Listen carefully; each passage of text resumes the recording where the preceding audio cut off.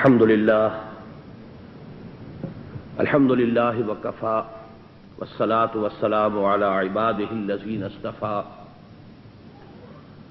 خصوصا على أفضلهم وخاتم النبيين محمد الأمين وعلى آله وصحبه أجمعين أما بعد. محترم خواتین و حضرات، میرے آج کی گفتگو کا اصل عنوان ہے نہی عن المنکر کی خصوصی اہمیت. جو دو ورقہ آپ حضرات کے پاس ہے، آپ اسے اپنے سامنے رکھیے. پہلے صفحے پر جو آیات ہیں، کیونکہ میں پہلے ان کی تلاوت کر رہا ہوں، میں چاہوں گا کہ آپ بھی ان کا مبارک متن جو ہے اپنی نگاہوں کے سامنے رکھیں.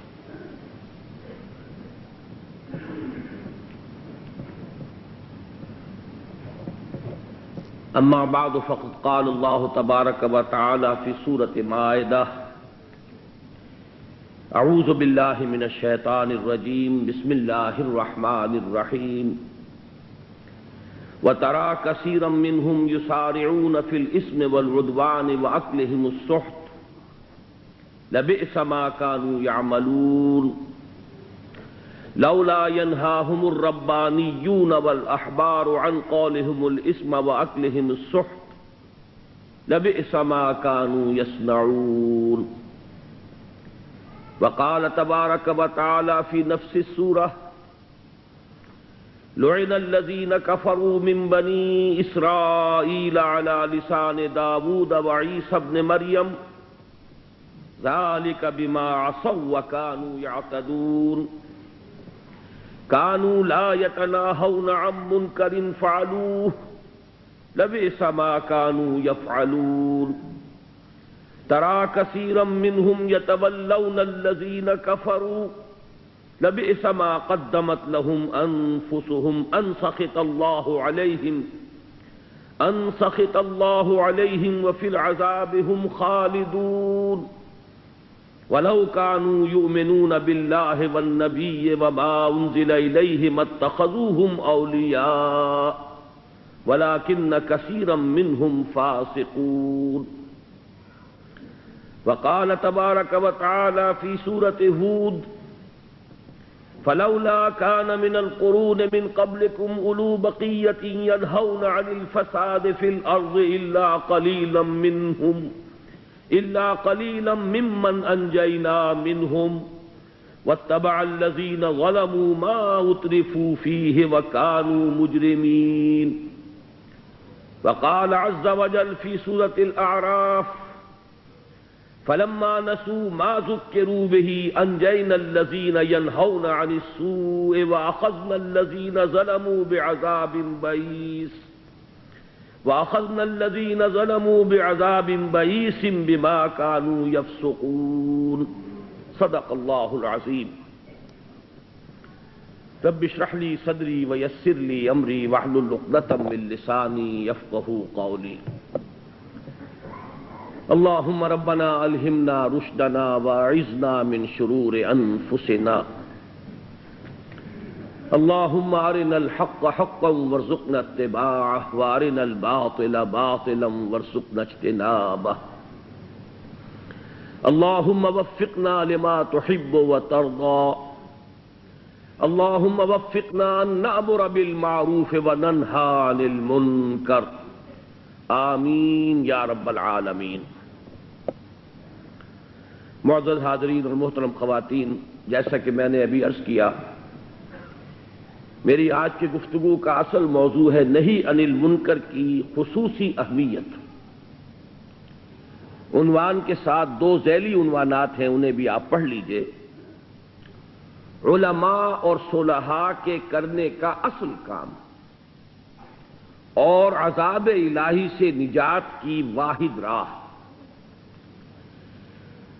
لیکن اس سے پہلے کہ میں نہی عن المنکر کے خصوصی موضوع پر گفتگو کروں، دو باتیں مجھے آپ حضرات کے سامنے تمہیداً رکھنی ہے. پہلی بات یہ کہ امر بالمعروف اور نہی عن المنکر یہ قرآن مجید کی ایک اہم اصطلاح ہے. خاص طور پر امت مسلمہ کی غرض تاسیس، یہ امت کیوں برپا کی گئی، اس کا مقصد کیا ہے؟ امت مسلمہ کی غرض تاسیس اور اس کے مقصد وجود کے بیان میں قرآن مجید نے دو اصطلاحات استعمال کی۔ ان میں سے ایک اصطلاح ذرا فلسفیانہ ہے، اس کو سمجھنے کے لیے بڑے غور و فکر کی ضرورت ہے۔ ایک اصطلاح نسبتاً عام فہم ہے اور آسان ہے، اور یہ قرآن مجید کا خاص اسلوب ہے، کیونکہ یہ کتاب ہدایت عوام کے لیے بھی ہے، خواص کے لیے بھی ہے، فلاسفہ اور حکماء کے لیے بھی رہنمائی اسی میں ہے، اور عوام الناس کے لیے بھی رہنمائی کا فریضہ اسی کتاب عزیز کو سر انجام دینا ہے۔ لہذا آپ اس کتاب میں یہ دیکھیں گے کہ بڑے گہرے علمی مضامین بھی ہیں، فلسفیانہ مباحث بھی ہیں، لیکن بہت عام فہم انداز میں یہ اپنے اصل مقصد کو بڑی سلیس زبان میں بھی بیان کر دیتا ہے، تاکہ ایک طرف اہل خرد کے لیے سامان غور و فکر جو ہے مہیا ہو جائے، تو دوسری طرف عوام بھی اس کی ہدایت اور رہنمائی سے محروم نہ رہے۔ دو اصطلاحات جن کی طرف میں اشارہ کر رہا ہوں، اس امت مسلمہ کی غرض تاسیس، پہلے اس کی اہمیت کو سمجھیے۔ ہر شخص جانتا ہے کہ چھوٹے سے چھوٹا ادارہ بھی اگر بنایا جائے، کوئی اجتماعی ہیئت تشکیل دی جائے، تو سب سے پہلے اس کے اغراض و مقاصد معین کیے جاتے ہیں۔ یہ انجمن ہم کیوں بنا رہے ہیں، اس کے مقاصد کیا ہیں، یہ ہم نے ادارہ کس لیے تشکیل دیا ہے، اس کے اہداف کیا ہیں، اس کے مقاصد کیا ہیں۔ تو اتنی بڑی امت، اور یہ ذہن میں رکھیے، اس سے پہلے بھی کئی مرتبہ یہ بات میں بیان کر چکا ہوں کہ امت کے معنی ہی ہے ہم مقصد لوگوں کی اجتماعیت۔ عربی زبان میں اما یا امو کے معنی ہے قصد کرنا، ارادہ کرنا۔ آمین البیت الحرام، قرآن مجید میں حجاج کرام کو کہا گیا کہ پوری دنیا سے، اطراف و اکناف سے، چہار دانگ عالم سے جو لوگ بھی بیت اللہ کا قصد کر کے چل رہے ہیں حج کے لیے، یہ سب کیا ہے؟ آمین البیت الحرام، وہ لوگ جو بیت الحرام کا قصد کیے ہوئے۔ تو اما یا امو کے معنی ہے قصد کرنا، ارادہ کرنا۔ اسی سے لفظ امت بنا ہے، اور اس کے معنی ہے ہم مقصد لوگوں کی اجتماعیت، جن کا قصد ایک ہے، مقصد ایک ہے، ہدف ایک ہے۔ اس اعتبار سے امت مسلمہ، امت محمد صلی اللہ علیہ وسلم، اس کا وہ مقصد کیا ہے، غرض تاسیس کیا ہے؟ ہماری بدقسمتی ہے کہ ہم میں سے اکثر نے کبھی اس کے بارے میں غور بھی نہیں کیا۔ مسلمان تو ہم اللہ کے فضل سے اس لیے بن گئے کہ ہم مسلمانوں کے ہاں پیدا ہو گئے۔ یہ تو ہمیں بغیر کسی قربانی کے، بغیر کسی ایثار کے، بغیر کسی محنت کے، بغیر کوئی نقصان برداشت کیے ہوئے ہمیں اللہ کی یہ دولت اسلام میسر آ گئی۔ لہذا اکثر و بیشتر کبھی ہم نے یہ غور کرنے کی تکلیف تک نہیں کی کہ اس مسلمان ہونے کے تقاضے کیا ہیں، اس امت کی غرض تاسیس کیا ہے۔ اس غرض تاسیس کو آج سمجھیے، اور اس کے لیے جیسا کہ میں نے عرض کیا، قرآن مجید نے دو اصطلاحات استعمال کی۔ ایک ہے شہادت علی الناس، وَكَذَلِكَ جَعَلْنَاكُمْ أُمَّةً وَسَطًا لِتَكُونُوا شُهَدَاءَ عَلَى النَّاسِ وَيَكُونَ الرَّسُولُ عَلَيْكُمْ شَهِيدًا۔ اسی طرح ہم نے تمہیں ایک درمیانی امت بنایا، امت وسط بنایا، بہترین امت بنایا، لِتَكُونُوا شُهَدَاءَ عَلَى النَّاسِ، تاکہ تم ہو جاؤ گواہ لوگوں پر، وَيَكُونَ الرَّسُولُ عَلَيْكُمْ شَهِيدًا، اور رسول گواہ ہو جائیں تم پر۔ یہ پر کو میں خاص طور پر پروناؤنس کر رہا ہوں، زور دے کر، اس کا مفہوم ابھی عرض کروں گا۔ اور ایک اصول میں نے بارہا، جو حضرات بھی ان دروس قرآن کی محافل میں شرکت فرماتے رہے ہیں، انہوں نے مجھ سے کئی مرتبہ یہ بات سنی ہوگی کہ میں نے یہ دیکھا ہے مطالعہ قرآن اور غور و فکر کے دوران کہ اہم مضامین قرآن مجید میں کم سے کم دو مرتبہ ضرور آتے ہیں۔ چنانچہ یہ مضمون جو سورہ بقرہ میں آیا ہے دوسرے پارے کے آغاز میں، یہی سورہ حج کی آخری آیت میں بھی ہے، جہاں فرمایا گیا ہے مسلمانوں جہاد کرو، جاہدوا فی اللہ حق جہادہ، محنت کرو، جہاد کرو، جد و جہد کرو۔ هو اجتباکم، اس نے تمہیں چن لیا ہے، پسند کر لیا ہے۔ لیکن یہ چناؤ، یہ سلیکشن کس لیے ہوا ہے؟ لِيَكُونَ الرَّسُولُ شَهِيدًا عَلَيْكُمْ وَتَكُونُوا شُهَدَاءَ عَلَى النَّاسِ، تاکہ رسول گواہ بن جائیں تم پر اور تم گواہ بن جاؤ پوری نوع انسانی پر۔ ترتیب صرف الٹ گئی۔ سورہ بقرہ میں امت کا ذکر پہلے ہے، لِتَكُونُوا شُهَدَاءَ عَلَى النَّاسِ، اور رسول اللہ صلی اللہ علیہ وسلم کا ذکر بعد میں ہے، وَيَكُونَ الرَّسُولُ عَلَيْكُمْ شَهِيدًا۔ سورہ حج میں حضور کا ذکر پہلے ہے، لِيَكُونَ الرَّسُولُ شَهِيدًا عَلَيْكُمْ، اور امت کا بعد میں ہے، وَتَكُونُوا شُهَدَاءَ عَلَى النَّاسِ، مضمون ایک ہی ہے۔ اب اس کا مفہوم کیا ہے؟ یہ چونکہ اپنی جگہ ایک مستقل موضوع ہے، میرے کیسٹس موجود ہیں، اسلام کا فلسفہ شہادت۔ اس شہادت علی الناس کے معنی کیا ہے؟ شہادت کسی کے حق میں ہوتی ہے، کسی کے خلاف۔ آپ کسی مقدمے کے اندر اگر بطور گواہ پیش ہوتے ہیں تو ظاہر بات ہے ایک فریق کے حق میں آپ کی بات جاتی ہے، ایک کے خلاف جاتی ہے۔ تو گواہی کے لیے بھی یہ دونوں لفظ آئے قرآن مجید میں، یا ایھا الذین آمنوا کونوا قوامین بالقسط شہداء للہ۔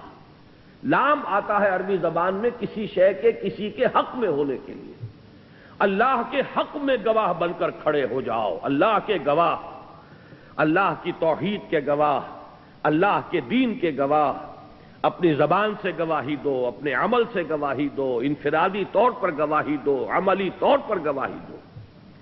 تمہارا ہر عمل گواہی دے رہا ہو کہ تم اللہ کے ماننے والے ہو۔ تمہارا طرز عمل پکار پکار کر لوگوں کو بتا رہا ہو کہ یہ محمد عربی کا نام لیوا ہے صلی اللہ علیہ وسلم، ان کے نقش قدم پر چل رہا ہے۔ گواہی قولی، گواہی عملی۔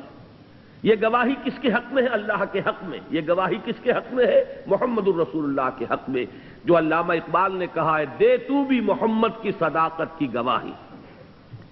لیکن یہ گواہی کسی کے خلاف بھی پڑ رہی ہے۔ کس کے خلاف؟ دنیا کے سامنے جب آپ نے گواہی دے دی دین کے حق کی، دین کی حقانیت کی، محمد الرسول اللہ کی صداقت کی، تو اب ان کے اوپر ایک گواہی قائم ہو گئی کہ قیامت کے دن وہ یہ عذر پیش نہیں کر سکیں گے کہ اللہ ہمارے سامنے تو تیرا دین آیا ہی نہیں، ہمیں تو کسی نے بتایا ہی نہیں کہ اللہ کیا چاہتا ہے، ہمیں تو کسی نے متعارف ہی نہیں کرایا، نہ تیرے ساتھ، نہ تیرے رسول کے ساتھ، نہ تیرے کلام کے ساتھ۔ یہ ہے لوگوں پر گواہی قائم ہو جانا جو قیامت کے دن ان کے خلاف پڑے گی۔ اس لیے کہ جیسے ابھی جواد صاحب فرما رہے تھے کہ اگر لا علمی ہو تو پھر بھی کوئی عذر ہے کہ اللہ مجھے معلوم نہیں تھا۔ اگرچہ اس دنیا میں تو اصول یہ ہے عدالت کا، آپ کو معلوم ہے کہ ignorance of law is no excuse. قانون آپ کو معلوم نہیں ہے تو آپ عذر نہیں پیش کر سکتے، قانون کی گرفت میں آ گئے ہیں تو قانون تو آپ کو پکڑ لے گا، چاہے آپ کے علم میں تھا چاہے نہیں تھا۔ لیکن عدالت اخروی میں معاملہ یہ نہیں ہے، لا علمی بھی ایک عذر کے درجے میں آ جائے گی۔ لہذا اللہ رسولوں کو بھیجتا رہا تاکہ لوگ لا علمی کا عذر پیش نہ کر سکیں، وہ گواہی دے دیں اپنے قول سے، اپنے عمل سے، اپنے کردار سے کہ یہ ہے دین حق، یہ ہے اللہ کا دیا ہوا راستہ، یہ میں چل کر دکھا رہا ہوں، حجت قائم کر رہا ہوں، یہ امپریکٹیکیبل بھی نہیں ہے، ناقابل عمل بھی نہیں ہے۔ دیکھو میں تم جیسا انسان ہوں، مجھے بھی پیٹ لگا ہوا ہے، میری بھی احتیاجات ہیں، میرے بھی بال بچے ہیں، زندگی کے تمام تقاضے میرے ساتھ بھی ہیں، پھر میں اللہ کا بندہ بن کر زندگی گزار رہا ہوں۔ حجت قائم ہوتی ہے۔ یہ ہے در حقیقت رسالت کے ضمن میں اہم ترین یہ اصطلاح قرآن مجید کی۔ اور جب نبوت اور رسالت کا سلسلہ ختم ہوا محمد الرسول اللہ صلی اللہ علیہ وسلم پر، اب یہ اجتماعی طور پر ذمہ داری امت پر آ گئی ہے۔ اب انہیں گواہی دینی ہے اپنے عمل سے، اپنے قول سے، انفرادی طور پر، اجتماعی طور پر، اور یہ مقصد تاسیس ہے اس امت محمد کا صلی اللہ علیہ وسلم۔ وَكَذَلِكَ جَعَلْنَاكُمْ أُمَّةً وَسَطًا لِتَكُونُوا شُهَدَاءَ عَلَى النَّاسِ وَيَكُونَ الرَّسُولُ عَلَيْكُمْ شَهِيدًا۔ رسول نے تو اپنے آخری خطبہ حجۃ الوداع میں گواہی لوگوں سے لے لی تھی، الا هل بلغت، تو لوگوں میں نے پہنچا دیا، اور سب نے کہا، 1.25 لاکھ کا مجمع بیک زبان انہوں نے کہا، انا نشہد انک قد بلغت وادیت ونصحت۔ ہاں حضور ہم گواہ ہیں، آپ نے حق نصیحت ادا کر دیا، حق امانت ادا کر دیا، حق رسالت ادا کر دیا۔ پھر اللہ کی جناب میں عرض کیا ہے اللہم اشہد، اے اللہ تو بھی گواہ رہے، اب میری ذمہ داری ختم ہو گئی، میرا فرض منصبی ادا ہو گیا۔ پھر لوگوں سے خطاب کر کے فرمایا فَلْيُبَلِّغِ الشَّاهِدُ الْغَائِبَ، اب یہ ذمہ داری میرے کندھے سے اتر کر تمہارے کندھوں پر آ گئی ہے۔ اب تمہیں پہنچانا، اس لیے کہ میں رسول صرف تمہارے لیے بن کر نہیں آیا تھا، میں تو پوری نوع انسانی کی طرف رسول بنا کر بھیجا گیا، میں تو تا قیام قیامت میں رسول ہوں اللہ کا۔ جتنے انسان اس وقت ہیں دنیا میں اور جتنے انسان تا قیام قیامت آئیں گے، ان سب کی طرف رسول بنا کر بھیجا گیا ہوں۔ اب یہ شہادت جو میں نے تم پر دی ہے، تمہیں دینی ہے پوری نوع انسانی کے۔ بدقسمتی سے ہمارے ہاں لفظ شہادت کے ایک کا مفہوم جو ہے صرف ایک ہی معنی عام ہو گئے کہ اللہ کی راہ میں قتل ہو جانا، بس یہ شہادت ہے، اور شہید کا صرف یہی مفہوم رہ گیا۔ تمام رسول شہید ہیں، حالانکہ رسول اللہ کی راہ میں قتل نہیں ہوئے۔ نبی قتل ہو سکتا ہے، رسول قتل نہیں ہو سکتا، لیکن یہ کہ سب شہید ہیں، سب گواہ ہیں اللہ کے، گواہی دی انہوں نے اپنے عمل سے، ایک ایک لمحہ ان کا گواہی دیتے ہوئے بسر ہوا ہے۔ اور یہی وجہ ہے قرآن مجید میں سورہ نساء میں فرمایا گیا فَكَيْفَ إِذَا جِئْنَا مِن كُلِّ أُمَّةٍ بِشَهِيدٍ وَجِئْنَا بِكَ عَلَىٰ هَٰؤُلَاءِ شَهِيدًا، اس دن کیا ہوگا، کیا کیفیت ہوگی جبکہ ہم ہر امت پر ایک گواہ کھڑا کریں گے۔ جس امت کی طرف جو رسول بھیجے گئے وہ کھڑے ہو کر ٹیسٹیفائی کریں گے اس عدالت اخروی میں، جس کو آپ کہتے ہیں پروزیکیوشن وٹنس، سرکاری گواہ کی حیثیت سے کھڑے ہو کر کہیں گے اے اللہ تیرا دین، تیرا پیغام جو مجھ تک آیا تھا میں نے پہنچا دیا تھا۔ اب یہ ذمہ دار ہیں، یہ مسئول ہیں، یہ اکاؤنٹیبل ہیں۔ اور پھر یہ کہ حضور صلی اللہ علیہ وسلم آخر میں آئیں گے اور اپنی امت کے بارے میں ٹیسٹیفائی کریں گے اے اللہ میں نے پہنچا دیا تھا۔ اب اپنے طرز عمل کے ذمہ دار، مسئول اور اکاؤنٹیبل یہ خود۔ بہرحال میں اس پر زیادہ تفصیل میں نہیں جانا چاہتا۔ پہلی بات یہ سامنے آئی کہ امت مسلمہ کی غرض تاسیس ہے شہادت علی الناس، وَكَذَلِكَ جَعَلْنَاكُمْ أُمَّةً وَسَطًا لِتَكُونُوا شُهَدَاءَ عَلَى النَّاسِ وَيَكُونَ الرَّسُولُ عَلَيْكُمْ شَهِيدًا۔ اسی کے لیے محنت، جد و جہد، کوشش، اس کے لیے سورہ حج میں پکارا گیا جاہدوا فی اللہ حق جہادہ هو اجتباکم، اور اس کا اصل مقصد کیا ہے لِيَكُونَ الرَّسُولُ شَهِيدًا عَلَيْكُمْ وَتَكُونُوا شُهَدَاءَ عَلَى النَّاسِ۔ یہ جیسا کہ میں نے آغاز میں عرض کیا یہ قدر فلسفیانہ مضمون ہے۔ البتہ قرآن مجید نے اس امت کی غرض تاسیس کے لیے ایک اصطلاح آسان بھی اختیار کی، وہ ہے امر بالمعروف نہی عن المنکر۔ امت کیوں بنائی گئی؟ سورہ آل عمران میں فرمایا، اور دیکھیے آپ کو معلوم ہے سورہ بقرہ سورہ آل عمران آپس میں بہنیں ہیں، جوڑا ہے۔ سورہ آل عمران میں فرمایا کنتم خیر امت اخرجت للناس تأمرون بالمعروف وتنہون عن المنکر وتؤمنون باللہ۔ تم وہ بہترین امت ہو جسے لوگوں کے لیے نکالا گیا۔ دنیا کی قومیں اپنے لیے زندہ رہتی ہیں، اپنے لیے جد و جہد کرتی ہیں، اپنی ترقی، اپنی عظمت، اپنی سربلندی، اپنے لیے قوت اور سطوت حاصل کرنا۔ لیکن اے مسلمانوں تم سمجھو تمہیں دنیا والوں کے لیے زندہ رہنا ہے۔ وہ جو اقبال نے کہا ہے شکوہ میں، بہت مشہور شعر ہے کہ ہم تو جیتے ہیں کہ دنیا میں تیرا نام رہے، کہیں ممکن ہے کہ ساقی نہ رہے جام رہے۔ ہم دوسروں کے لیے زندہ ہیں جبکہ لوگ اپنے لیے زندہ ہیں، اپنے لیے بھاگ دوڑ کرتے ہیں۔ کنتم خیر امت اخرجت للناس، تم بہترین امت ہو جو لوگوں کے لیے نکالے گئے ہو۔ تمہارا کام کیا ہے؟ تامرون بالمعروف، نیکی کا حکم دو، وتنہون عن المنکر، بدی سے روکو، وتؤمنون باللہ، اور اللہ پر ایمان پختہ رکھو۔ پھر وہی بات، اہم مضمون دو دفعہ ضرور آنا چاہیے۔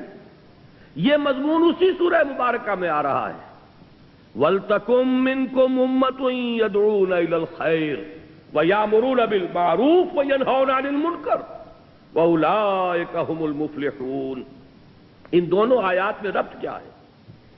پہلی آیت خطاب کر رہی ہے صحابہ کرام کو۔ صحابہ کرام وہ تھے جن میں سے ایک ایک فرد کو معلوم تھا کہ میرا فرض منصبی کیا ہے، میں کس لیے امت محمد میں شامل ہوا ہوں، بحیثیت امتی میری ذمہ داری کیا ہے۔ لہذا وہاں مجموعی طور پر امت کو خطاب کیا گیا، کنتم خیر امت اخرجت للناس تأمرون بالمعروف وتنہون عن المنکر وتؤمنون باللہ۔ تم بہترین امت ہو اے محمد کے صحابہ صلی اللہ علیہ وسلم ورضی اللہ تعالیٰ عنہ اجمعین، تم بہترین امت ہو، بہترین جماعت، پوری انسانی تاریخ کے اندر بہترین گروہ، بہترین امت جو لوگوں کے لیے نکالے گئے، ان کی بھلائی کے لیے، ان کی آخرت سنوارنے کے لیے، انہیں حق کی طرف بلانے کے لیے، انہیں جہنم کی آگ سے بچانے کے لیے، انہیں ظلم و ستم کے پنجے سے نجات دلانے کے لیے۔ تم تو دنیا والوں کی بھلائی اور بہبود کے لیے نکالے گئے ہو، اور تمہارا تو فرض منصبی کیا ہے؟ نیکی کا حکم دینا، بدی سے روکنا۔ اولئک ھم المفلحون، لیکن یہ جان لو، یہ میں دوسری آیت کی طرف آ گیا، یہ پہلی آیت جو ہے یہ پوری امت کے لیے، لیکن دوسری آیت یہ در حقیقت اس دور کے لیے ہے جیسے مثلا آج کا دور ہے۔ امت بھول گئی اپنے مقصد کو۔ آج ہم یہ سمجھے بیٹھے ہم بھی بس ایک قوم ہے جیسے دنیا میں اور قومیں ہیں۔ ہم میں سے ہر فرد کو بھی جینا ہے، دوڑنا ہے، بھاگنا ہے، کاہے کے لیے؟ جیسے کوئی ہندو، کوئی سکھ، کوئی پارسی اپنے معاش کے لیے، اپنی اولاد کی پرورش کے لیے، گھر بنانے کے لیے، گھر سجانے کے لیے، ساز و سامان جمع کرنے کے لیے جو بھاگ دوڑ اس کی ہے، وہی بھاگ دوڑ ہماری ہے۔ بس یہ ہے کہ ہم نماز پڑھتے ہیں، وہ کسی مندر میں چلا جاتا اگر جاتا ہے، اور ہم میں بھی نماز پڑھنے والے کتنے رہ گئے۔ پھر یہ کہ اجتماعی سطح پر جو ان کے اہداف ہیں، جو ان کے مقاصد ہیں، وہی ہمارے مقاصد ہیں۔ ان کا بھی زور چلتا ہے تو وہ دوسروں پر ظلم کرتے ہیں، دوسروں کی زمینیں چھین لیتے ہیں، دوسروں کے حقوق غصب کر لیتے ہیں۔ ہمارا بھی داؤ لگے گا تو ہم بھی کہیں اپنی حکومت جو ہے اس کی توسیع کر لیں گے۔ یہ ہے ہمارا دور زوال کہ امت بھول گئی کہ ہماری مقصد تاسیس کیا تھی، ہمارے مقاصد کیا تھے، ہمارا نصب العین کیا ہے۔ اس حالت میں کیا ہو، اس امت میں سے کچھ لوگ جو بیدار ہو جائیں، جو ہوش میں آ جائیں، جو جاگ جائیں، جنہیں یاد آ جائے۔ مجھے بڑا پسند ہے یہ ہمدرد کے جو پرچے بچوں کے لیے خاص طور پر جو رسالہ نکلتا ہے، اس میں آپ نے دیکھا ہوگا جاگو اور جگاؤ، جاگو اور جگاؤ، بڑی اچھی اصطلاح ہے، بڑی عام فہم۔ خود جاگو اور جو جاگ جائیں دوسروں کو جگائیں، بیدار کریں۔ جو جاگ گئے ہیں، جنہیں یہ ہوش آ گیا ہے، میں مسلمان ہوں، میری ذمہ داری ہے، میں تو بحیثیت مجموعی اس امت کا فرد ہوں جو دنیا والوں کی بھلائی کے لیے برپا کی گئی، میرے ذمے تو بڑا عظیم فریضہ ہے۔ وہ فریضہ ہے کہ جو اللہ تعالیٰ اپنے رسولوں کے سپرد کرتا رہا ہے، امر بالمعروف اور نہی عن المنکر۔ جسے یہ ہوش آ جائے اب وہ دوسروں کو جگائے، جو جاگتے جائیں وہ ایک امت بن جائیں، چھوٹی امت، جیسے آپ کہتے ہیں party with in party, state with in state, ریاست میں ریاست، پارٹی میں پارٹی۔ ایک بڑی امت ہے، 1 ارب سے زیادہ کی تعداد میں امت محمد ہے اس وقت دنیا میں صلی اللہ علیہ وسلم، لیکن سوئے ہوئے ہیں۔ کس اعتبار سے سوئے ہوئے ہیں؟ دنیا کے اعتبار سے سوئے ہوئے نہیں ہیں۔ ہر شخص اپنی بہتری کے لیے کوشاں ہے، زور لگا رہا ہے، دن رات محنت کر رہا ہے۔ دین کے اعتبار سے سو گئے، بحیثیت امت محمد جو ذمہ داری تھی اس کے اعتبار سے سوئے ہوئے ہیں۔ تو جو جاگ جائیں وہ جاگیں، آپس میں مل جل کر اس بڑی امت میں ایک چھوٹی امت بنائیں۔ وَلْتَكُمْ مِنْكُمْ أُمَّةٌ يَدْعُونَ إِلَى الْخَيْرِ، تم میں سے ایک امت تو ایسی لازماً ہونی چاہیے جو خیر کی طرف بلائے اور نیکی کا حکم دے اور بدی سے روکے۔ اور نوٹ کیجئے آخری ٹکڑا اس آیت کا، وَأُولَئِكَ هُمُ الْمُفْلِحُونَ، یہ جان لو کہ صرف وہی ہوں گے فلاح پانے والے، یہ سوئے ہوئے فلاح نہیں پائیں گے۔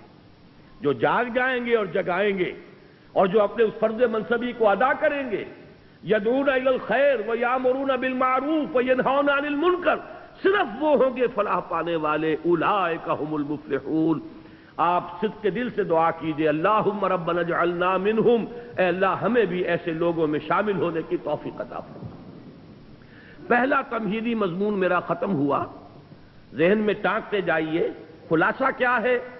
امت مسلمہ کی غرض تاسیس یا شہادت علی الناس کہیے یا امر بالمعروف اور نہی عن المنکر۔ اب دوسرا مضمون ہے، اس کے لیے ذرا یہ الٹ لیجئے، آخری صفحے پر، چونکہ یہ 2 ورقہ ہے، اس پر میں نے ایک بڑی محنت کر کے قرآن مجید کے 9 مقامات منتخب کیے۔ ایک مضمون کو واضح کرنا مقصود ہے۔ وہ مضمون کیا ہے؟ پہلے اس بات کو سمجھیے، بدقسمتی سے ہمارے اس دور میں بہت سے انتہائی نیک لوگ، انتہائی نیک نیت لوگ، پھر یہ کہ دین کے لیے حرکت بھی کر رہے ہیں، جاتے ہیں، گھروں سے نکلتے ہیں، محنت کرتے ہیں، جد و جہد کرتے ہیں، لیکن ایک مغالطے میں مبتلا ہو گئے۔ وہ مغالطہ کیا ہے کہ صرف نیکی کی تلقین کفایت کرتی ہے، نہی عن المنکر کی ضرورت نہیں ہے۔ کسی برائی پر تنقید کا کوئی فائدہ نہیں، بھلائی کی تلقین کرو، جب بھلائی پھیلے گی خود بخود جو بدی ہے وہ رفع ہو جائے گی۔ بعض اعتبارات سے بات بڑی وزنی معلوم ہوتی ہے، تم روشنی پھیلاؤ، تاریکی خود بخود کافور ہو جائے گی۔ بھلائی کا پرچار کرو، بھلائی کو پھیلاؤ، بدی جو ہے خود بخود جو ہے وہ ملیا میٹ ہو جائے گی۔ لیکن یہ بہت بڑا مغالطہ ہے اور دینی اعتبار سے بہت بڑی غلط فہمی ہے، جس میں بہت سے نیک نیت حضرات، ان کی نیت سے پر کوئی شک نہیں، پھر ان کا جو مجاہدانہ کردار ہے، اس کے لیے جو محنتیں کرتے ہیں وہ سب بھی مسلم ہے۔ لیکن میں یہ چاہتا ہوں آج آپ قرآن مجید کے 9 مقامات کے حوالے سے اس بات کو سمجھ لیں کہ یہ امر بالمعروف اور نہی عن المنکر باہم لازم و ملزوم، میں نے جو اس کا عنوان قائم کیا ذیلی، باہم لازم و ملزوم، ایک گاڑی کے 2 پہیے یا ایک ہی تصویر کے 2 رخ۔ ایک پہیے پر تو گاڑی گھوم جاتی ہے، 2 پہیوں پر گاڑی آگے بڑھتی ہے۔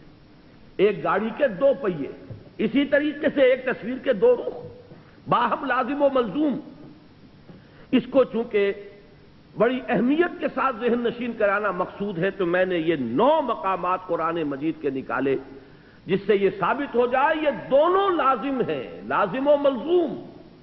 اور ایک بات میں عرض کر دوں انتہائی ادب کے ساتھ کہ واقعہ یہ ہے کہ اگر میں یہ کہوں کہ قرآن مجید تو یہ 2 چیزیں بیان کر رہا ہے، لیکن اصل میں تو ایک ہی چیز ضروری ہے، تو معلوم یہ ہوا کہ میں نے قرآن پر طعن کیا ہے، اللہ کے کلام پر گویا کہ میں ایک یہ نقص نکال رہا ہوں کہ شاید یہ صرف شاعری ہو رہی ہے، لفاظی ہو رہی ہے۔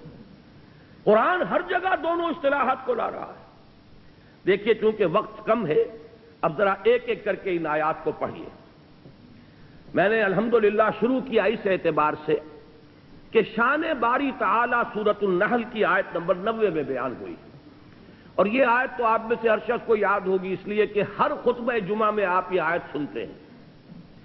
خطبہ ثانیہ جب ہوتا ہے، جس کے بعد کھڑے ہو جاتے ہیں نماز کے لیے، تو یہ آیت جو ہے اس پر خطبہ ختم ہوتا ہے۔ ان اللہ یأمر بالعدل والاحسان وایتاء ذی القربى وینہی عن الفحشاء والمنکر والبغی یعظکم لعلکم تذکرون۔ بڑی خوبصورت آیت ہے۔ اللہ تعالیٰ نے ایسا کمال توازن پیدا کیا ہے، حکم بھی دیا 3 باتوں کا، روکا بھی 3 باتوں سے۔ عجیب توازن ہے، ذرا غور کیجئے اس کے حسن پر، حسن توازن، توازن ہی میں سارا حسن ہوتا ہے۔ 2 چیزیں ہیں، اگر آپ نے توازن ڈسٹرب کر دیا اس میں حسن باقی نہیں رہے گا۔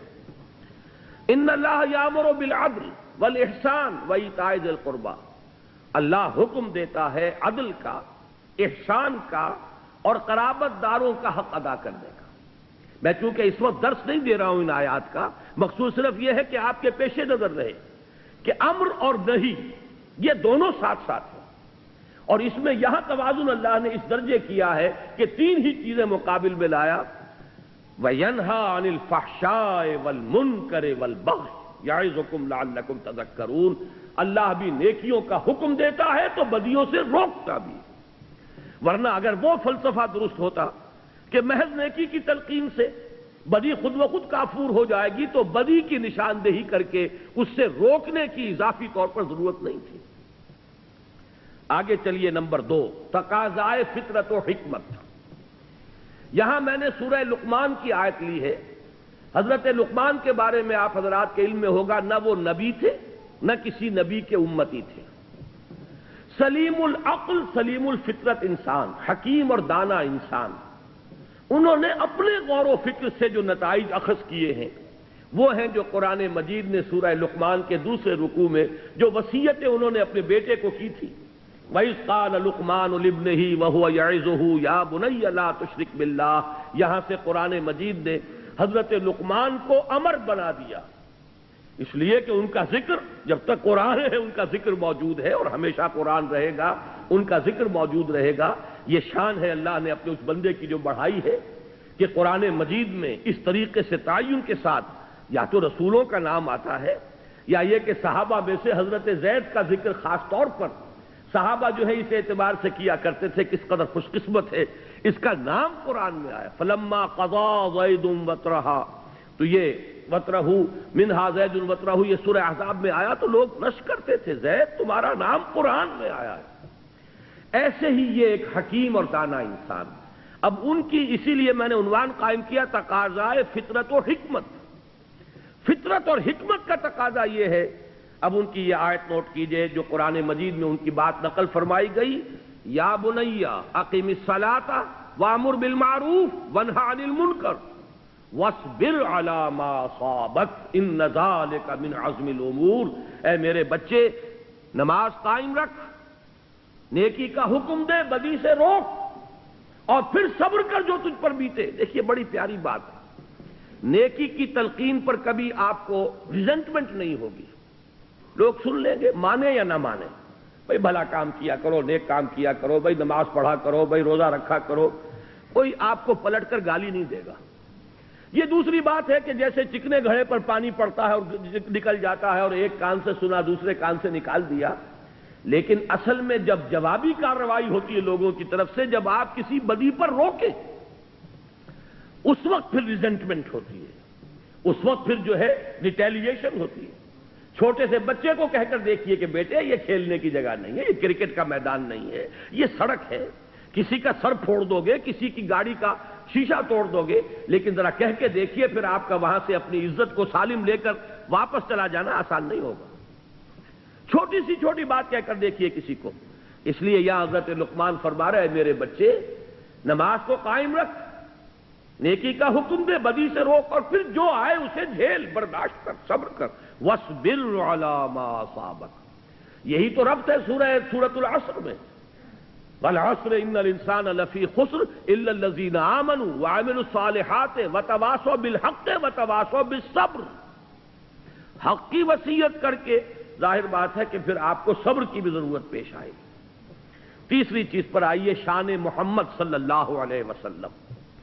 یہ سورہ اعراف کی ایک آیت ہے، اس کا پس منظر یہ ہے کہ جب حضرت موسیٰ علیہ السلام کو اللہ تعالیٰ نے کوہ طور پر بلا لیا تھا 30 راتوں کے لیے، پھر وہ بڑھا کر 40 راتیں کی گئی، اور وہاں ان کی عدم موجودگی میں بنی اسرائیل نے بچھڑے کی پرست شروع کر دی، تو جب وہ واپس آئے ہیں تو بہت غضبناک ہوئے، وہ تو آپ کے علم میں پورا واقعہ ہے۔ پھر سب سے بڑی توبہ ہوئی ہے تاریخ میں، 70,000 یہودی قتل ہوئے ہیں اس مرتد ہونے کی پاداش میں۔ ہر قبیلے میں سے جنہوں نے شرک کیا تھا، تو جو لوگ توحید پر قائم رہے انہیں حکم دیا گیا کہ اپنے رشتہ داروں کو ذبح کرو۔ مرتد کی سزا اسلام میں قتل ہے۔ انہوں نے اسلام لانے کے بعد، نبی کے ساتھی ہونے کے بعد، اور گائے کی پرستش کی ہے۔ یہ سارا جو ہے جس کو آج کی اصطلاح میں آپ پرج بھی کہہ سکتے ہیں، بہت بڑا پرج ہوا یہ اپنی اس پارٹی کا۔ اس کے بعد کوہ طور پر وہ 70 سرکردہ لوگوں کو لے کر حاضر ہوئے، دعا کی پروردگار ہم سے خطا ہو گئی ہے معاف فرما دے، اور ہمارے لیے رحمت کا فیصلہ فرما دے۔ اس کا جواب دیا گیا کہ ایک تو میری رحمت عام ہے، وہ تو ہر شے کے ساتھ ہے، رحمتی وسعت کل شیء۔ ایک میری خاص رحمت ہے جو میں نے لکھ دی ہے اپنے ان بندوں کے لیے جو میرے رسول نبی امی پر ایمان لائیں گے صلی اللہ علیہ وسلم۔ یہ سورہ اعراف کی آیت نمبر 157 ہے۔ اس نبی امی کی جو شان بیان ہوئی ہے صلی اللہ علیہ وسلم، وہ آیت ہے یہ، الذین یتبعون الرسول النبی الامی الذی یجدونہ مکتوبا عندہم فی التوراۃ والانجیل۔ وہ لوگ کہ جو پیروی کریں گے میرے رسول نبی امی کی، جس کو وہ دیکھیں گے، موجود پائیں گے لکھا ہوا اپنے پاس تورات اور انجیل میں، یعنی جن کی پیشین گوئیاں درج ہوں گی۔ اب وہ نبی جب آئیں گے کیا کریں گے؟ دیکھیے پہلا کام کیا ہے، یامرہم بالمعروف وینہاہم عن المنکر۔ وَيَحِلُّ لَهُمُ الطَّيِّبَاتُ وَيُحَرِّمُ لَهُمُ الْخَبَائِثَ۔ نبی جب آئیں گے میرے نبی امی، میرے رسول نبی امی صلی اللہ علیہ وسلم کیا کریں گے؟ انہیں نیکیوں کا حکم دیں گے، بدی سے روکیں گے، ان کے لیے طیب چیزوں کو حلال ٹھہرائیں گے اور ناپاک اور گندی اور خبیث چیزوں کو حرام ٹھہرائیں گے۔ لیکن اس میں پہلی شے جو آ رہی ہے وہ کیا ہے؟ وہی گاڑی کے دونوں پہیے لازم و ملزوم، یامرہم بالمعروف وینہاہم عن المنکر۔ نمبر 4، شان صحابہ رضی اللہ تعالیٰ عنہ۔ اب آپ نے نوٹ کیا ہوگا میں درجہ بدرجہ سیڑھی اتر رہا ہوں۔ شان باری تعالیٰ سب سے اوپر، پھر وہ فطرت اللہ التی فطر الناس علیہا، اس کو انسانوں کی فطرت کو کہا گیا فطرت اللہ، اس لیے نمبر 2 پر اس کو لایا ہوں، نمبر 3 پر رسول صلی اللہ علیہ وسلم، نمبر 4 پر صحابہ، درجہ بدرجہ نیچے اتر رہے ہیں۔ صحابہ کی شان کیا ہے؟ سورہ توبہ کی آیت نمبر 71، والمومنون والمومنات بعضهم اولیاء بعض یامرون بالمعروف وینہون عن المنکر۔ مومن مرد اور مومن عورتیں آپس میں ایک دوسرے کے ساتھی ہیں، پشت پناہ ہیں، مددگار ہیں، حمایتی ہیں، اور ان کی شان کیا ہے؟ یامرون بالمعروف وینہون عن المنکر، نیکی کا حکم دیتے ہیں، بدی سے روکتے ہیں۔ اس کا ذرا کانورس بھی دیکھ لیجئے۔ یہ کانورس کا لفظ شاید میری عمر کے لوگوں کو یاد آیا ہو جنہوں نے انگریزی میں میٹرک میں جیومیٹری پڑھی تھی۔ ہر تھیورم کا ایک کانورس ہوتا تھا، ایک نظریہ ہے، ایک اس کا عکس ہے، تو اس کا بھی ایک عکس ہے۔ منافقین کی شان بیان ہوئی ہے، کیفیت منافقین، اسی سورہ توبہ کی آیت نمبر 67 میں، المنافقون والمنافقات بعضهم من بعض یامرون بالمنکر وینہون عن المعروف۔ لفظ دونوں یہاں بھی آ گئے۔ یہ منافق مرد اور منافق عورتیں یہ ایک دوسرے میں سے ہیں، یہ ایک دوسرے کے ساتھی ہیں، پشت پناہ ہیں، مددگار ہیں۔ وہ کیا کرتے ہیں؟ وہ نیکی سے روکتے ہیں اور بدی کا حکم دیتے ہیں۔ یہاں میں ذرا ایک حدیث بھی آپ کو سنا دوں۔ ایک مرتبہ حضور نے صحابہ کرام سے فرمایا، تم لوگوں کا کیا حال ہوگا؟ کیف انتم اذ لا تأمرون بالمعروف ولا تنہون عن المنکر؟ کیا حال ہو جائے گا مسلمانوں تمہارا جب تم نیکی کا حکم دینا چھوڑ دو گے اور بدی سے روکنا چھوڑ دو گے؟ صحابہ حیران ہوئے، ان کے لیے تو یہ ناقابل قیاس، ناقابل گمان بات۔ انہوں نے کہا اوا کائن ذالک یا رسول اللہ؟ انہوں نے حیرت کے ساتھ کہا اے اللہ کے رسول کیا ایسا ہونے والا ہے؟ آپ نے فرمایا بل اشد من ذالک سیکون، تم اسی پر حیران ہو رہے ہو اے میرے صحابہ، اس سے بھی زیادہ شدید کیفیت پیدا ہو جائے گی۔ اب وہ حیران ہوئے، وہ کیا ہوگی؟ فرمایا تامرون بالمنکر وتنہون عن المعروف، وہ دور بھی آ جائے گا کہ تم منکر کا حکم دو گے اور بدی کا حکم دو گے اور نیکی سے روکو گے۔ یہ وہ شان ہے منافقین کی کیفیت۔ گویا کہ حضور نے فرمایا ایک وقت آئے گا میری امت میں یہ نفاق عام ہو جائے گا۔ آج آپ کا معاشرہ وہی ہے، نیکی کے راستے پر چلنا بہت مشکل، بدی کے راستے کھلے ہیں، کشادہ ہیں، کوئی ریزسٹنس ہے ہی نہیں۔ کوئی نوجوان ذرا داڑھی رکھ لے، تمام رشتہ دار، اعزاء، قریب، والدین وہ اس کے سر کو اس پر سوار ہو جائیں گے، تم نے کیا کیا؟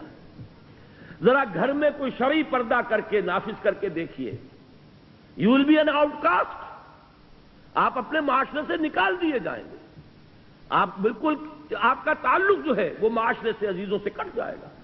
کر کے دیکھ لیجیے۔ اس لیے کہ حضور نے فرمایا تھا بل اشد من ذالک سیکون، کہ میری امت پر وہ وقت بھی آنے والا ہے کہ صرف یہی نہیں ہوگا کہ نیکی کا حکم دینا روک دیں گے اور بدی سے روکنا جو ہے وہ چھوڑ دیں گے، بلکہ اشد من ذالک سیکون، اور وہ کیا ہے؟ تامرون بالمنکر وتنہون عن المعروف، جو کہ اس وقت منافقین کی شان تھی۔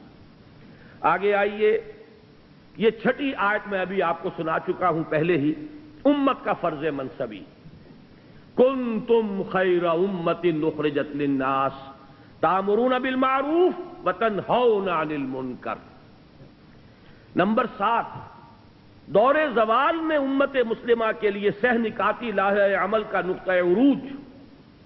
یہ 3 آیات جو یہاں درج ہیں، میں نے ایک تقریر کی تھی آپ کے اسی شہر کراچی میں ایک مسجد میں آج سے 4 سال قبل، اس پر مفصل خطاب ان 3 آیات کی روشنی میں ایک لائحہ عمل کیا کریں اس حال میں، کس طریقے سے صورتحال تبدیل ہو۔ قرآن مجید تو ہمیشہ کے لیے ہدایت اور رہنمائی ہے، اس نے اس دور کے لیے بھی ہدایت دی ہے، بعد والے دور کے لیے بھی ہدایت دی ہے۔ اس دور زوال میں اگر یہاں سے اب اوپر اٹھنے کے لیے آپ کو لائحہ عمل درکار ہے تو بھی رجوع کیجئے قرآن کی طرف۔ قرآن مجید نے ان 3 آیات میں سورہ آل عمران کی آیات 102، 103، 104 ایک سہ نکاتی لائحہ عمل دیا ہے، جس میں آخری بات وہ ہے جو ابھی میں نے آیت آپ کو سنائی تھی، وَلْتَكُمْ مِنْكُمْ أُمَّةٌ يَدْعُونَ إِلَى الْخَيْرِ وَيَأْمُرُونَ بِالْمَعْرُوفِ وَيَنْهَوْنَ عَنِ الْمُنكَرِ وَأُولَئِكَ هُمُ الْمُفْلِحُونَ۔ پہلا نقطہ یہ ہے کہ ہر شخص تقوی اختیار کرے۔ دوسرا نقطہ یہ ہے کہ مل جل کر بنیان مرصوص بنو، قرآن مجید کی رسی کو مضبوطی سے تھام لو، اللہ کی رسی، وَاعْتَصِمُوا بِحَبْلِ اللَّهِ جَمِيعًا۔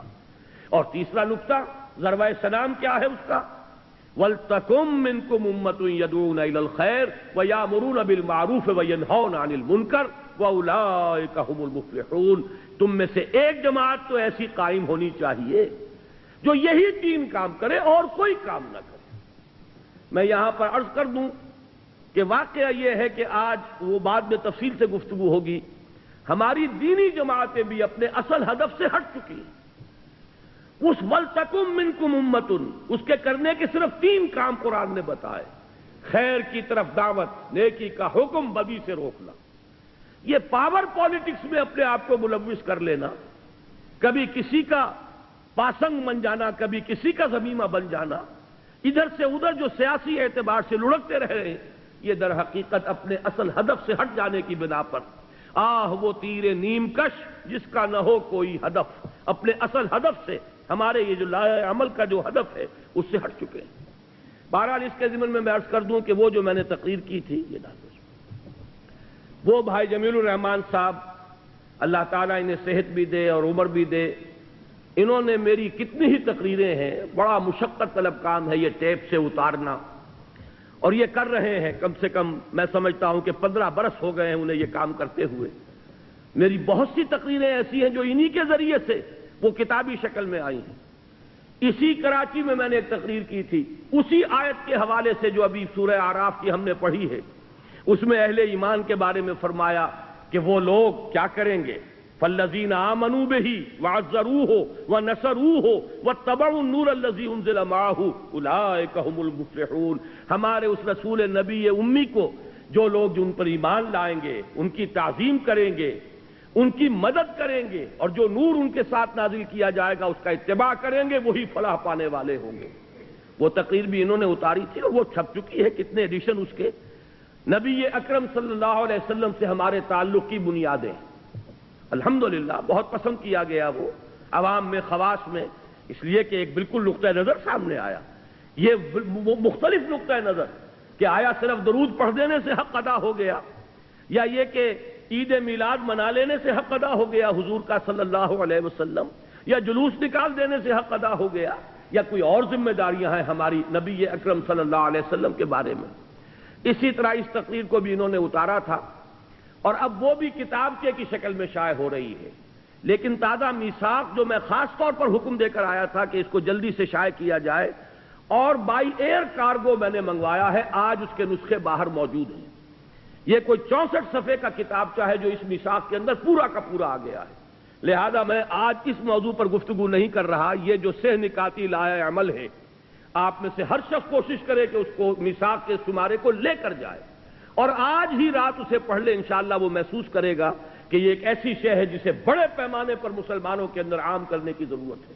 قرآن نے ہمیں لائحہ عمل دیا ہے، ہم کدھر بھٹک رہے ہیں؟ جیسے حضور صلی اللہ علیہ وسلم، مجھے غزوہ حنین کا وہ وقت یاد آ رہا ہے جب صحابہ، چونکہ بوچھاڑ ہوئی تھی تیروں کی، بڑی سخت بوچھاڑ، جب حضور اور مسلمانوں کا لشکر جب جا رہے تھے تو ایک تنگ درے میں، پہاڑی کے درے میں سے گزر رہے تھے، اور پہاڑی کے دونوں طرف جو ہے پہاڑوں پر اس درے کے وہ کفار پہلے سے بیٹھے ہوئے تھے، اور انہوں نے جو پھر بوچھاڑ کی ہے تیروں کی تو بھگدڑ مچ گئی۔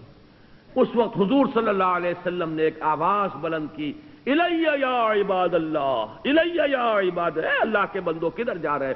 آؤ میری طرف۔ میں یہ عرض کر رہا ہوں، قرآن آج پکار رہا ہے، الی یا عباد اللہ، آؤ میری طرف۔ میرے پاس پروگرام ہے، میرے پاس لائحہ عمل ہے، میرے پاس ہدایت ہے، لیکن تم نے مجھے اپنا امام بنایا ہی نہیں۔ یہی وجہ ہے کہ میں نے اس کتابچے کا انتصاب لکھا ہے، یہ جو شروع میں ہوتا ہے، ان باہمت لوگوں کے نام جو قرآن حکیم کو واقعتاً اپنا امام بنانے کا عزم کر لیں۔ یہ کتابچہ ان کی خدمت میں پیش ہے کہ اگر وہ چاہتے ہیں کہ قرآن کو امام بنائیں تو قرآن یہ راستہ سے نکاتی راستہ ہے جو دکھا رہا ہے۔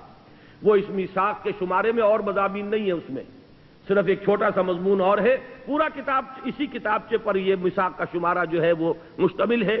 وہ میں پھر عرض کر رہا ہوں کہ لے کر جائیے، یوں سمجھیے کہ میرے آج کے درس کا یہ تتمہ ہے، تکملہ ہے۔ اب آ جائیے اس موضوع کی طرف۔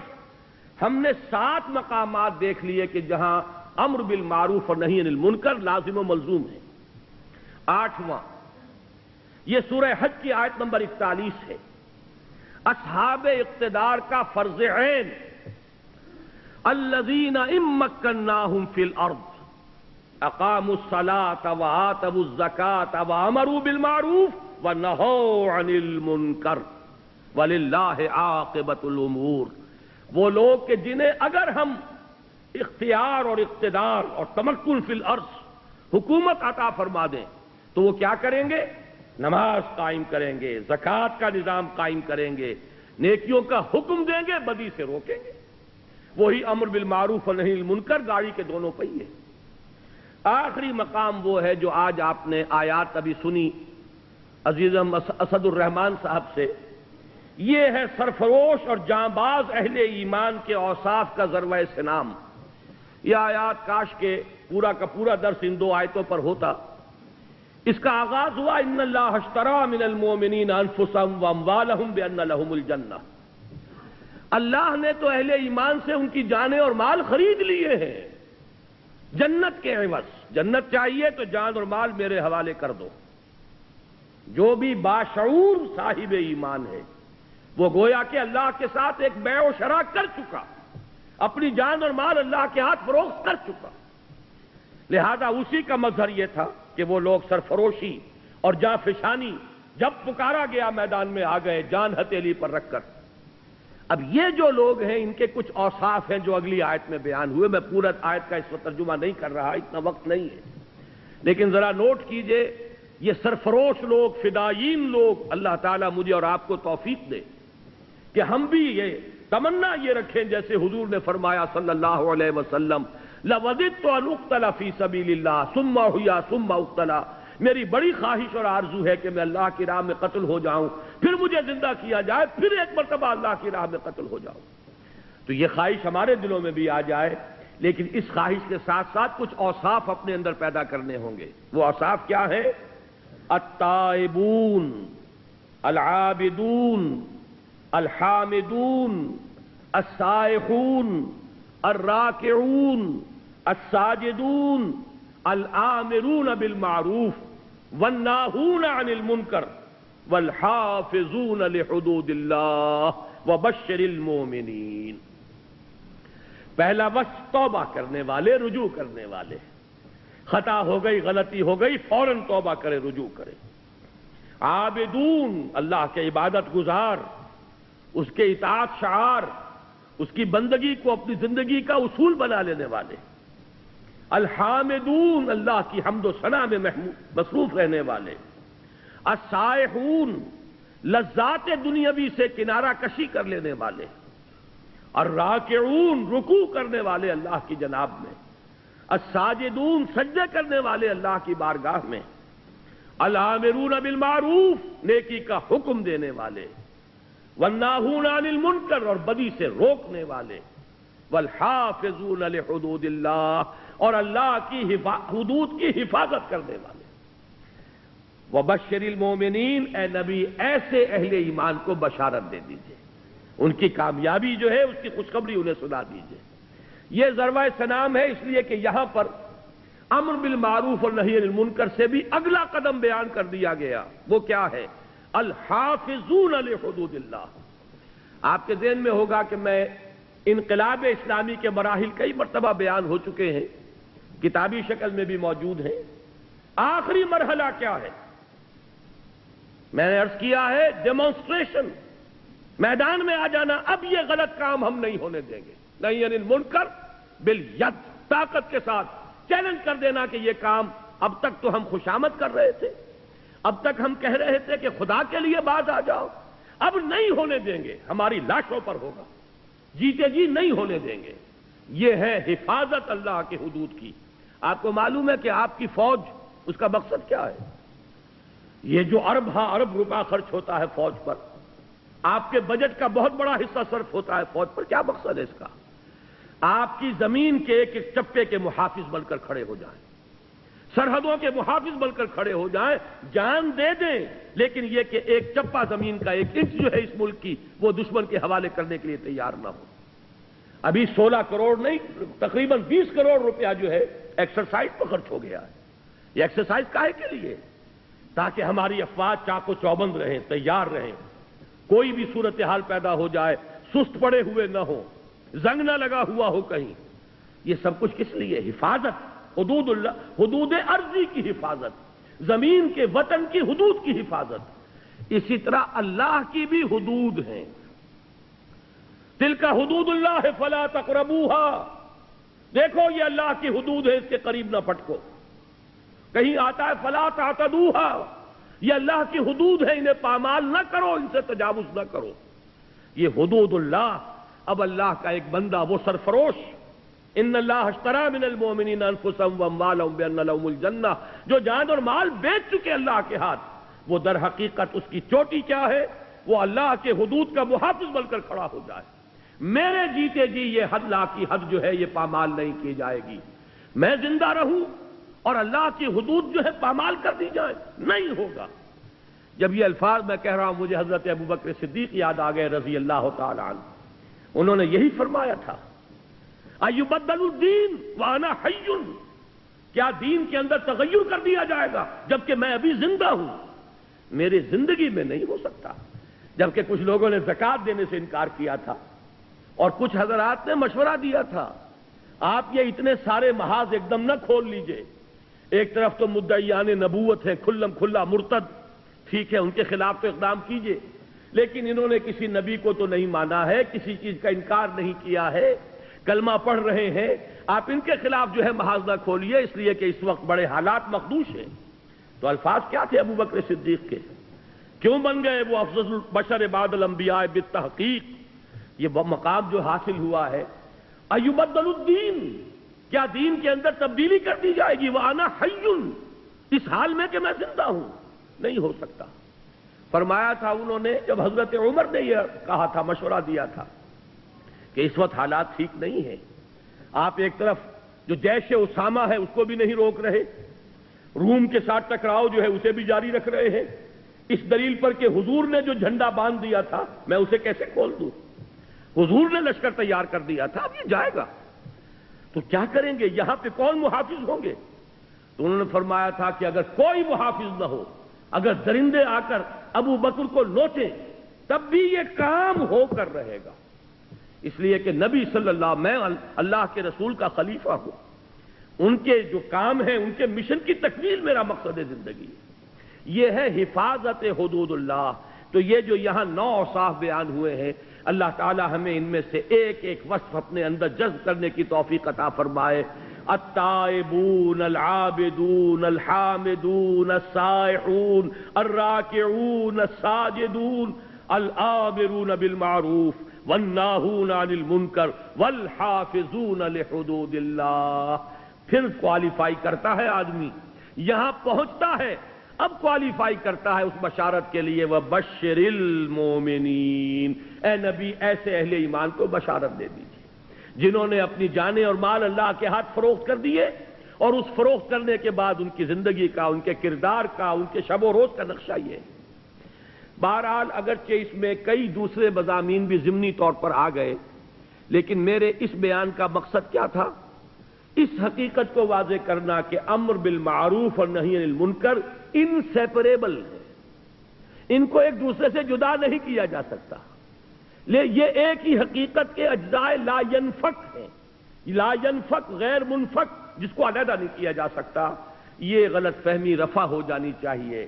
یہ مغالطہ جنہیں بھی ہیں انہیں اللہ تعالیٰ ان کو اپنے اس مغالطے پر متنبہ اور مطلع ہونے کی توفیق عطا فرمائے.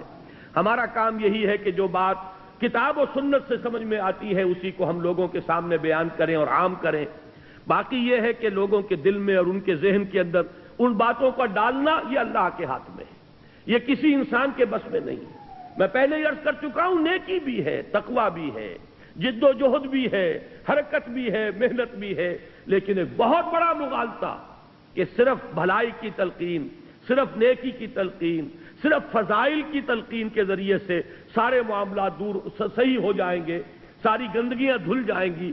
یہ ممکن نہیں ہے. قرآن مجید 9 مقامات پر اگر امر بالمعروف اور نہی عن المنکر کو متوازن طریقے سے بالکل بیلنس اجزاء لا ینفک کی حیثیت سے بیان کر رہا ہے تو ہم میں سے کسی کو یہ حق نہیں پہنچتا کہ اس میں سے کسی ایک کو غیر ضروری یا اضافی قرار دے دیں. معاذ اللہ ثم معاذ اللہ. اب پلٹ لیجئے.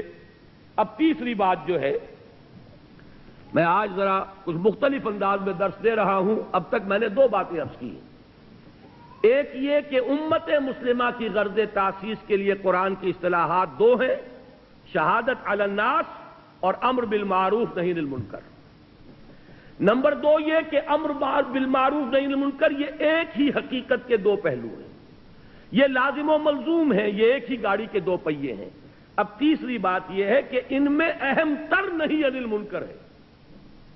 اگر علیحدہ غور کرنا ہے اور خاص طور پر علماء اور صوفیاء اور احبار اور رہبان ان کے کرنے کا اصل کام یہی. یہ میں چاہتا ہوں کہ اچھی طریقے سے آپ سمجھ لیں، اس لیے کہ عنوان میں نے نوٹ کرایا تھا علماء و صلحاء کے کرنے کا اصل کام اور عذاب الہی سے نجات کی واحد راہ. اس کے ضمن میں یہ چند آیات کا ترجمہ سن لیجئے اور پھر یہ 3 احادیث ہیں جو ہمیں پڑھنی ہیں. بڑی محنت کے ساتھ اسے چھپوا کر لایا ہوں آپ کے لیے. بہت مواد ہے ان 2 اوراق کے اندر. 4 صفحے ہیں لیکن آپ جا کر غور کریں گے یہ ایک پوری کتاب کا مضمون ہے جو اس کے اندر جمع کر دیا گیا ہے. لیکن یہ کہ آپ کے پاس یہ بڑا ہینڈی رہے گا، آپ کی جیب میں رکھا رہے گا. غور کرتے رہیے، ان آیات کو یاد کرتے رہیے. یہ احادیث ہر وقت آپ کے سامنے رہیں. آپ لوگوں کو سمجھائیے، سنائیے. اور یہ احادیث کا عکس میں نے لیا ہے اور اس کو شائع کیا ہے مکمل حوالوں اور متن کے ساتھ. اگر ویسے ہی تقریر کے اندر صرف حدیث کا مفہوم آ جائے تو یاد نہیں رہتا، آگے آپ بات کر نہیں سکتے. دیکھیے سورہ مائدہ میں بنی اسرائیل پر تنقید ہوئی ہے. بنی اسرائیل کے بارے میں جو بھی میری تقاریر میں شریک ہوتے رہے ہیں بارہا وہ حدیث سامنے آئی اور آج وہ میثاق کے اندر بھی آپ کو وہ حدیث مل جائے گی کہ حضور نے خبر دی تھی کہ میری امت میں بھی وہ ساری خرابیاں پیدا ہوں گی جو بنی اسرائیل میں پیدا ہوئی. یہاں تک کہ اگر وہ گوہ کے بل میں گھسے تھے تو میری امت بھی گھسے گی، اور اگر ان میں کوئی بدبخت ایسا اٹھا تھا جس نے اپنی ماں سے زنا کیا ہو تو میری امت میں بھی کوئی نہ کوئی ایسا پیدا ہوگا جو یہ حرکت شنیع کرے گا. اسی کے حوالے سے ذرا بنی اسرائیل پر جو تنقید قرآن نے کی ہے سورہ مائدہ میں اس کو پڑھیے. فرمایا وَتَرَىٰ كَثِيرًا مِّنْهُمْ، یہ آیات نمبر 62 اور 63 ہیں. اور تم دیکھتے ہو ان میں سے بہت سوں کو یسارعون فی الاسم والعدوان واکلہم السحت، مسارعت کہتے ہیں ایک دوسرے سے آگے نکلنے کی کوشش. دوڑ لگی ہوئی ہے ان میں، کہنے کو مسلمان، کہنے کو اللہ کے نام لیوا، کہنے کو موسیٰ کے امتی، کہنے کو تورات کے ماننے والے، سینکڑوں نبیوں کے نام لیوا ابراہیم کے نسل سے. لیکن حال کیا ہے عملاً؟ ترا کثیرا منہم یسارعون فی الاسم والعدوان واکلہم السحت. 3 کاموں میں ایک دوسرے سے بڑھنے کی کوشش کر رہے ہیں. وہ کیا ہے؟ اسم، گناہ کا کام، حق تلفی کا کام، لوگوں کے حقوق ضبط کرنے اور سلب کرنے کا کام، والعدوان اور زیادتی اور ظلم، تعدی، واکلہم السحت اور حرام خوری کے اندر سود خوری ہو رہی ہے، حرام خوری ہو رہی ہے، جوا ہو رہا ہے. آپ کے اس ملک میں جتنے بڑے پیمانے پر جوا ان دنوں میں ہوا ہے، آپ کو معلوم ہے وہ سیور رائفل جو ہے وہ اتنا کروڑوں بلکہ اربوں کے روپے میں آپ کی حکومت کی ذمہ دار وزیر اعظم اس نے یہاں تک کہہ دیا کہ یہ ہمارے باقی ٹیکسز ویکسز جو ہے میں تو وزیر خزانہ سے کہنے والی ہوں کہ سب کو چھوڑو اور یہ دھندا شروع کرو. اس میں جو رقم آتی ہے وہ تو کسی اور کام میں ہم نے دیکھی نہیں. یہ کون سے لوگ؟ وہی مسلمان، وہی محمد کے نام لیوا، وہی وہ ان انعامات کی امید میں جوا کھیلنے والے، وہی لاکھوں لوگوں نے اگر حصہ لیا ہے تو یہ کوئی آسمان سے اترنے والی کوئی دوسری مخلوق نہیں تھی، یہ کوئی ہندو نہیں آ گئے تھے، یہودی نہیں آ گئے تھے، یہی امت محمد صلی اللہ علیہ وسلم. وہی بات فرمایا وَتَرَىٰ كَثِيرًا مِّنْهُمْ، تم دیکھتے ہو ان میں سے بہت سو کو يُسَارِعُونَ فِي الْإِثْمِ وَالْعُدْوَانِ وَأَكْلِهِمُ السُّحْتَ، کہ یہ ایک دوسرے سے آگے نکلنے کی کوشش کر رہے ہیں گناہ میں، زیادتی میں، ظلم میں اور حرام خوری میں. لَبِئْسَ مَا كَانُوا يَعْمَلُونَ، بہت برا عمل ہے جو وہ کر رہے ہیں. لولا ينهاهم الربانيون والاحبار عن قولهم الاسم واكلهم السحت، کیوں نہیں روکتے انہیں ان کے علماء اور ان کے صوفیاء. یہ نوٹ کیجئے، ربانیون اور احبار. احبار جمع حبر کی، حبر کہتے ہیں بہت بڑے عالم کو. آپ نے سنا ہوگا حضرت عبداللہ ابن عباس رضی اللہ تعالی عنہما کو کہا گیا حبر الامہ، امت کے بہت بڑے عالم. حبر کی جمع احبار، احبار کہتے ہیں بڑے عالم. لولا ینہاہم الاحبار والربانیون، ربانی کسے کہتے ہیں؟ اللہ والے، رب سے ربانی، اللہ والے. یہ فقراء، صوفیاء، صلحاء، یہ ظاہر بات ہے جیسے ہماری امت میں ہے، سابقہ امت میں بھی تھے، علماء بھی تھے، صوفیاء بھی تھے، درویش لوگ بھی ہوتے تھے، بڑے بڑے عالم اور فقیہ بھی ہوتے تھے. تو فرمایا ان کے کرنے کا کام تو یہ تھا. وہ کیا کام کر رہے ہیں؟ انہوں نے اپنے فرض منصبی کو ترک کر دیا ہے. وہ لوگوں کو روکتے نہیں. روکیں کیسے؟ حرام خوری سے روکیں گے، لوگ ان کی طرف رجوع نہیں کریں گے، دوسری کی طرف کر لیں گے. میں آپ کو واقعہ بتا رہا ہوں، یہ کوئی کہانی نہیں ہے. ایک صاحب تعین کے ساتھ انہوں نے مجھ سے کہا کہ میں اب آپ کے آئندہ آپ کے ہاں جمعہ میں نہیں آؤں گا. میں نے کہا کیوں؟ کہنے لگے آپ ہمیں ہر چند جمعوں کے بعد وہ حدیث سنا دیتے ہیں سود کے بارے میں، اور وہ حدیث ظاہر بات ہے سود کے بغیر تو کاروبار تو ہمارا چلتا نہیں. لیکن اب یہ حدیث صرف سننے کا مطلب کیا ہے؟ اس کا تو مطلب یہ ہے کہ ہم لوگ وہ کام کر رہے ہیں جو محمد الرسول اللہ نے فرمایا کہ جو ماں کے ساتھ بدکاری ہے اس سے بھی 1000 گنا زیادہ کام. آپ وہ حدیثیں سناتے رہتے، میں آپ کے یہاں نہیں آؤں گا. میں نے کہا ٹھیک ہے، میرا کام تو سنانا ہے، پہنچانا ہے، سمجھانا ہے. سننا چاہو سنو، اللہ تعالیٰ شاید آج نہیں کل توفیق عطا فرما دے. لیکن یہ کہ نہیں سننا چاہتے تو میں زبردستی تو نہیں کر سکتا. لہذا کیسے کہیں وہ علماء، کیسے کہیں حرام خوری ترک کر دو جن بیچاروں کے لیے معاش کا معاملہ وہیں سے، تنخواہ وہیں سے آ رہی ہے. وہی چودھری لوگ ہیں، وہی سرمایہ دار ہیں، وہی ہیں کہ جو مسجد کا انتظام کرنے والے معتمم ہیں، ان کے کاروبار میں حرام ہے. وہی تو ہیں جو آ کر یہاں پر بہترین قالین بچھاتے ہیں، وہی تو سارا اہتمام کر رہے ہیں. لہذا نہیں عن المنکر جب ختم ہو جاتا ہے معاشرے سے، پھر تباہی اور بربادی عام ہو جاتی ہے. آج اس مضمون کو سمجھیے، لولا ینہاہم الربانیون والاحبار عن قولہم الاسم واکلہم السحت، کیوں نہیں روکتے انہیں ان کے صوفیاء اور علماء گناہ کی بات کہنے سے اور حرام خوری سے. لبئس ما کانوا یصنعون، بہت برا ہے وہ عمل جو انہوں نے اختیار کیا ہے. اب آگے چلیے، یہی سورہ مائدہ ہے، اس کی آیات یہ 78 سے 81 تک یہ 4 آیات ہیں جو آگے آئی.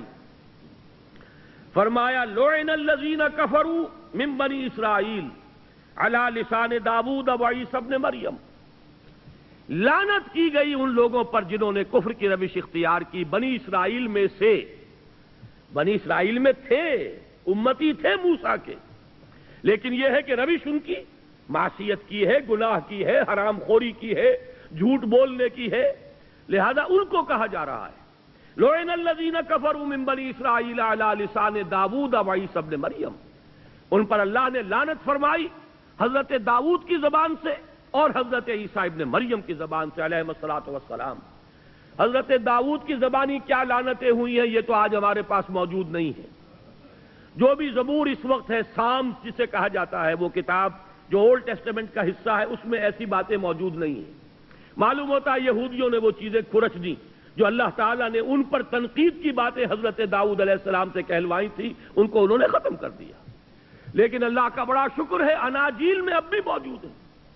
خاص طور پر حضرت مسیح علیہ السلام نے علماء یہود پر جو تنقیدیں کی ہیں، سانپ کے سپولیوں سے تعبیر کیا ہے، تم سانپ کے سپولیوں کے مانند ہو، تمہارا حال یہ ہے کہ تم نے اپنے اوپر تقویٰ کا لبادہ اوڑھا ہوا ہے، اندر سے تمہارا کردار انتہائی گھناؤنا ہے۔